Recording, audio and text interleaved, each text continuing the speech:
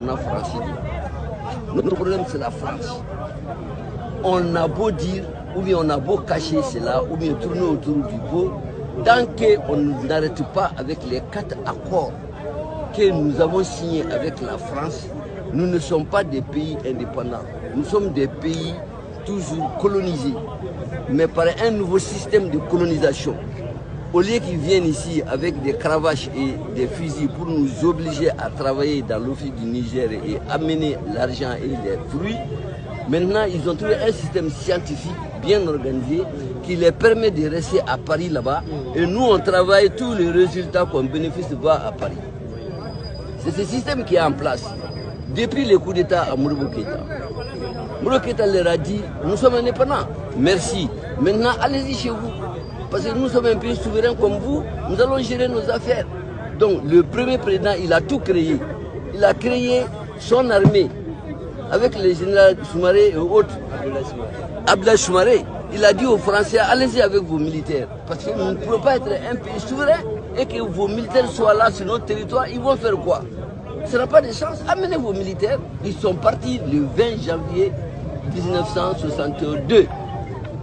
Et c'est pour ça que l'armée malienne fête ces jours-là toutes les années. Bon, bref, les 4 accords-là, je vais les citer pour que les Maliens, qui savent d'ailleurs, mais ceux qui ne savent pas les sachent. C'est l'accord monétaire qui nous oblige à utiliser les CFA. Le CFA n'est pas notre argent. Comme on l'a dit sur plusieurs antennes, dans plusieurs forums, le CFA est fabriqué par la France, à Chamacher. Le CFA est dans une imprimerie que eux, ils ont les boutons. Ils en fabriquent comme ils veulent. Nous, on n'a aucun commande là-dessus, en réalité. Le CFA vient pour nous donner les 20% seulement de ce que nous gagnons comme vente extérieure. Par exemple, quand notre coton est vendu là, d'abord, avec l'accord, deuxième accord commercial, qui s'ajoute à l'accord monétaire, l'accord commercial fait en sorte que le Mali ou la Côte d'Ivoire ou un autre pays, des 14 pays francophones là, ne vendent pas leurs produits à l'extérieur. C'est ce qu'on a signé. Le contenu de ces accords est catastrophique. Ce n'est pas fait pour que nous développons, mais c'est fait pour que la France puisse gagner davantage. D'abord, vous ne pouvez pas vendre vos produits. La preuve, le coton malien, qui sait ici où c'est vendu?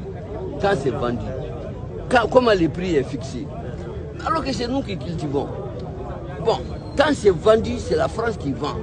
La France vient nous dire que ça a été vendu à tel prix, mais puisque votre part, après notre commission de vente, 5%, après notre garantie de votre franc, les CFA là, 50%, après la fabrication de votre part, 25%, ça fait combien maintenant? 5%, 25%, 50%, 80%. La France coupe ça dans les prix de notre coton qu'il a vendu à la Chine, par exemple. Bon, donc et cet argent-là que la Chine doit donner en yens, ça ne vient pas au Mali. Le yen là reste dans les trésors français en totalité.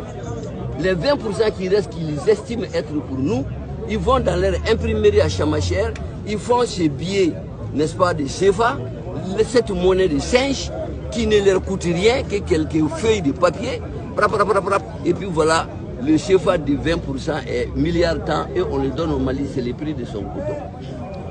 Et vous imaginez? Et c'est comme ça hein, depuis 60 ans. Non, pas 60 ans, parce que Modibo Keïta, il faut couper les reins de Modibo Keïta. 8 ans. Donc Modibo Keïta avait refusé ça justement. Il a fait notre franc, le franc malien. Et nous avons vécu pendant 8 ans. On n'est pas mort. C'est comme la Guinée. La Guinée n'est pas morte parce qu'il n'y a pas de CFA là-bas. La Mauritanie, l'Algérie, le Maroc, les Nigeria, les Ghana. Des gens ont leur sous, ont leur monnaie. Comment nous devons rester dans une monnaie qui est gérée par la France, garantie par la France, qui fixe la parité, tout. Et nous sommes là avec des cravates, comme quoi on est des intellectuels, des dirigeants, des je ne sais quoi, des connaisseurs. On ne connaît rien parce qu'on ne sait même pas quel est le moyen de sortir de nos difficultés. Donc, accord monétaire, là, il faut qu'on arrête avec les Français. Parce que tant qu'il y a les francs CFA, par exemple, la CEDEAO vient de nous couper son franc, le franc CFA là. S'il dit il ne nous donne pas l'argent, c'est quel argent? C'est les CFA là. Bon, comment on va faire maintenant? Si on ne fait pas des négociations, la gente ne pourra pas payer les fonctionnaires parce qu'il n'y a pas d'argent. Vous vous imaginez? Pour un pays, ça c'est quelle souveraineté? Si on avait notre franc, est-ce que la CEDEAO ose nous parler de couper l'argent? Mais c'est ça le pays. Bon, donc il faut qu'on quitte les CFA. Parce qu'à détail, il faut qu'on quitte l'accord de défense. Qui d'ailleurs dans lequel on n'est pas rentré depuis que Mourou a créé l'armée malienne. C'est avec ces M. Ibika là qu'on a signé cet accord tout récemment. L'accord de défense veut dire quoi? L'armée française sera présente au Mali, elle va où elle veut, quand elle veut, et quand même elle tue un Malien, le soldat en question ne sera pas jugé. C'est ça l'accord de défense. Et la France peut également, sous cet accord-là, exiger que nous ne fassions pas certaines actions du point de vue défense ou sécurité. Parce qu'eux, ils sont renseignés, et ils ont les moyens, donc nous, on ne doit pas faire certaines choses. C'est ainsi qu'ils ont bloqué nos avions et nos armements. Pendant tout ce temps de Ibeka, c'est après le putsch qu'on est parti casser les magasins, prendre les armements et aller combattre les djihadistes tout récemment. Du putsch à aujourd'hui, il paraît tuer plus de 700 djihadistes. Avec quoi? C'est avec les armes qui étaient là-bas. Que la France avait interdit l'utilisation. On va nous dire que les avions sont cloués je ne sais pas moi, on nous a floué les